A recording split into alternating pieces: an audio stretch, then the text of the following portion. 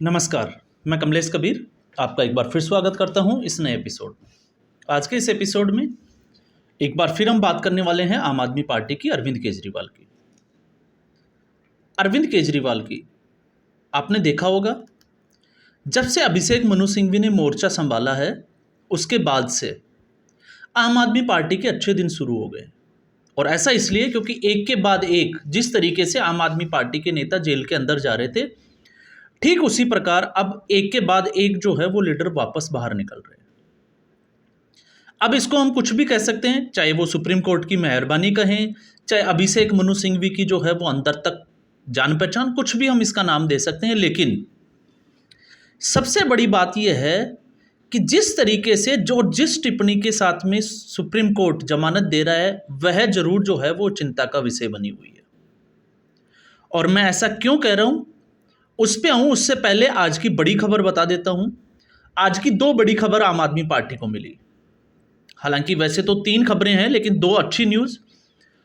तो good news की अगर हम बात करें तो विजय नायर, अरविंद केजरीवाल का खास व्यक्ति, शराब नीति का मास्टरमाइंड, क्योंकि शराब नीति विजय नायर के दिल्ली आने के बाद में ही बदली गई थी। और विजय नायर जो साउथ लॉबी के साथ डील कर रहा था, और सबसे बड़ी बात यह थी कि विजय नायर किसी भी संवैधानिक पद पे नहीं होते हुए भी अरविंद केजरीवाल के ऑफिस में काम करता था। और दूसरा, जिस बंगले में वह रह रहा था वह मुख्यमंत्री आवास के पास में था, और वह बंगला, सरकारी बंगला जो था, वो आवंटित हुआ था कैलाश गहलोत को। और इस मामले में कैलाश गहलोत से ईडी ने पूछताछ भी की है। और ईडी ने जब पूछताछ की तो कैलाश गहलोत ने बोला था, उनका जो बयान है वो ये है कि उनको पता ही नहीं कि उनके बंगले में कौन रहता है, और वो विजय नायर को नहीं जानते, और किसने उनको आवंटित किया, किसको रहने की परमिशन दी, ये भी उनको नहीं पता है। तो इससे आप अंदाजा लगा सकते हैं कि विजय नायर अरविंद केजरीवाल का कितना करीबी रहा होगा। तो आज उसी विजय नायर को 23 महीने के बाद में जमानत मिल गई। आपने देखा 17 महीने के बाद में मनीष सिसोदिया को मिली, और अब 23 महीने के बाद में विजय नायर को। और विजय नायर को जमानत मिलने के तुरंत बाद एक और बड़ी खबर आम आदमी पार्टी के लिए आती है, और वो है विभव कुमार। आज 100 दिन के बाद में विभव कुमार को भी जमानत मिल गई। विभव कुमार स्वाति मालीवाल से मारपीट के मामले में जो है वो जेल के अंदर बंद था। 28 मई को, आपको पता होगा, 10 मई को अरविंद केजरीवाल को अंतरिम राहत दी गई थी चुनाव प्रचार के लिए, और उसके 3 दिन बाद में ही, 2 से 3 दिन के बाद में ही जो है वो स्वाति मालीवाल के साथ मारपीट हुई थी। मारपीट होने के बाद में आप देखें तो स्वाति मालीवाल ने सीएम हाउस से ही पुलिस को कॉल किया था, और ये जो है वो प्रमुखतया से एक एविडेंस के तौर पे लिया गया था। उसके बाद में मामला जो है वो 2-3 दिन के लिए शांत रहा। संजय सिंह की मुलाकात जो है वो स्वाति मालीवाल से हुई, वो स्वाति मालीवाल के घर गए, और फिर प्रेस कॉन्फ्रेंस में कबूलना कि विभव कुमार ने गलती की है, बदसलूकी हुई है, और अरविंद केजरीवाल के संज्ञान में है। लेकिन अगले ही दिन इस स्टेटमेंट के बाद में विभव कुमार का संजय सिंह और अरविंद केजरीवाल के साथ लखनऊ एयरपोर्ट पर दिखने के बाद में मामला तूल पकड़ता है, एफआईआर दर्ज होती है। और एफआईआर दर्ज होने के बाद में दिल्ली पुलिस ने, आपको पता होगा, लगभग 50 से ज़्यादा जो है वो इस केस में गवाह बनाए। और सुप्रीम कोर्ट की वही टिप्पणी कि जेल जो है वो अपवाद है और बेल जो है वो नियम है। लेकिन इस केस में सुप्रीम कोर्ट ने एक अहम टिप्पणी की, और वो टिप्पणी ये थी कि स्वाति मेडिकल रिपोर्ट के आधार पर स्वाति मालीवाल को जो चोट लगी वो चोट साधारण थी।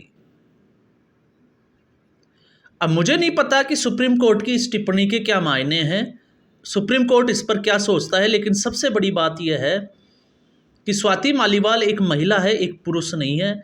और स्वाति मालीवाल को विभव कुमार अगर साधारण चोट से भी अगर नुकसान पहुंचाता है या हाथ भी उठाता है तो ये महिला सम्मान के खिलाफ है, और इसको जो है वो गंभीरता से सोचना भी चाहिए। और इसी को लेके 12 जुलाई को दिल्ली हाई कोर्ट ने विभव कुमार की जमानत याचिका को आखिरी बार खारिज कर दिया था। लेकिन सुप्रीम कोर्ट ने आज जो है वो जमानत दे दी, और जमानत दी। लेकिन इस टिप्पणी की अगर हम बात करें तो क्या फिर किसी को अरेस्ट करने के लिए, गिरफ्तार करने के लिए क्या गंभीर चोट का होना जरूरी है, और वो भी महिला? क्योंकि स्वाति मालीवाल के बयान के आधार पे उन्होंने जो है वो सीने पे चोट पहुंचाना, पेट पे, और आपको और भी पता होगा कि कुछ और भी स्टेटमेंट जो है वो दिए गए थे। तो क्या विभव कुमार को सिर्फ इसीलिए जमानत दी गई कि उनकी जो चोट थी वो साधारण चोट थी, गंभीर चोट नहीं थी? दूसरा, इसके साथ में सुप्रीम कोर्ट ने कुछ शर्तें भी रखी। तो शर्तें, संजय सिंह को जमानत दी गई तब भी रखी गई थी, मनीष सिसोदिया को जमानत दी गई तब भी शर्तों के साथ में दी गई थी। और शर्तें ये थी कि वो कहीं भी जो है वो मीडिया में इस केस के बारे में टिप्पणी नहीं करेंगे।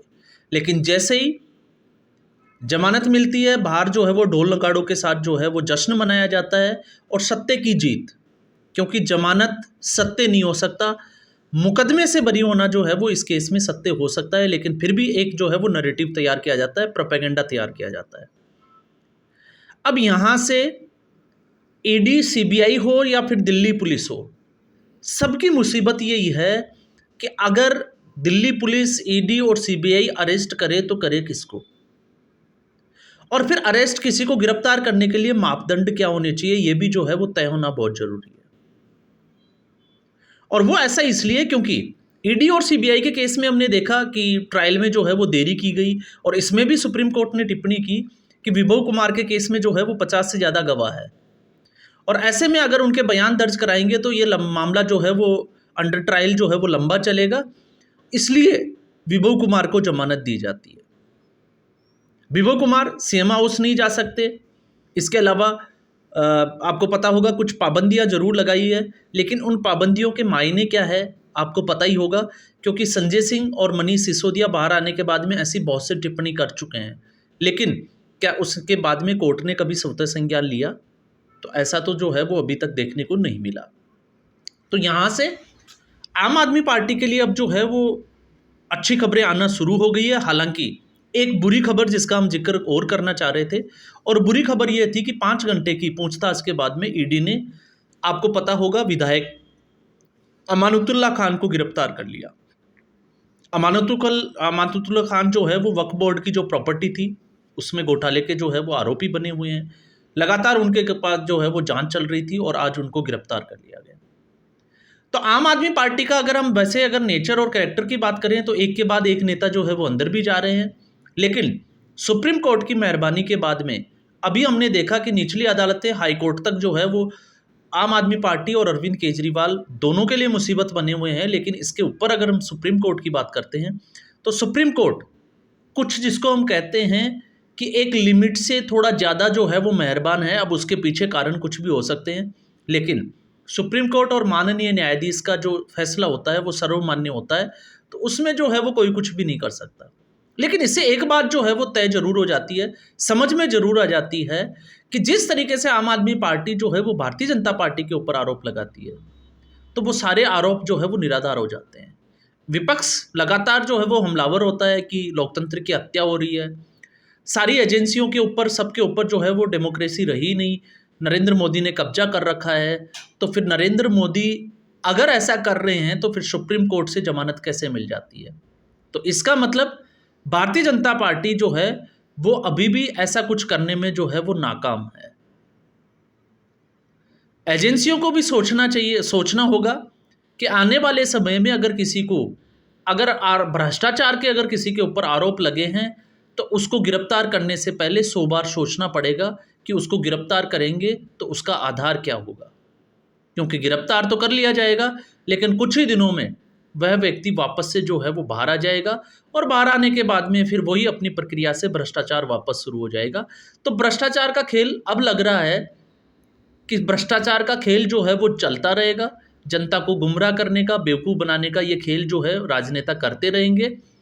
और राजनेताओं के लिए एक सहूलियत है कि उनको जो है वो हर जगह वीआईपी ट्रीटमेंट मिलता है, और यहीं पे अगर हम देखें तो इन फैसलों के बाद में भी अब साफ तौर से नज़र आता है कि ये वीआईपी ट्रीटमेंट है, क्योंकि किसी के जमानत का आधार ये नहीं हो सकता कि उसकी चोट जो है वो साधारण थी या गंभीर थी, क्योंकि वह महिला राज्यसभा की माननीय सांसद भी है। ये एक सबसे बड़ी बात है कि एक सांसद के साथ में जो है वो मारपीट की जाती है, सीएम हाउस में मारपीट की जाती है, सीएम की प्रेजेंस में मारपीट की जाती है, और फिर सुप्रीम कोर्ट इस तरह की टिप्पणी दे दें, तो ये वाकई में जो है वो आने वाले समय में इस तरह की चीज़ों में चिंता का विषय जरूर है, क्योंकि दूसरे लोग भी अपनी जमानत का आधार इस केस की टिप्पणी को जरूर बनाएंगे, सुप्रीम कोर्ट का हवाला देंगे निचली अदालतों में और जमानत जरूर ले लेंगे। तो आज के एपिसोड में बस इतना ही उम्मीद करूंगा। वीडियो आपको पसंद आया होगा। वीडियो को लाइक करें, शेयर करें और चैनल जरूर सब्सक्राइब करें। धन्यवाद।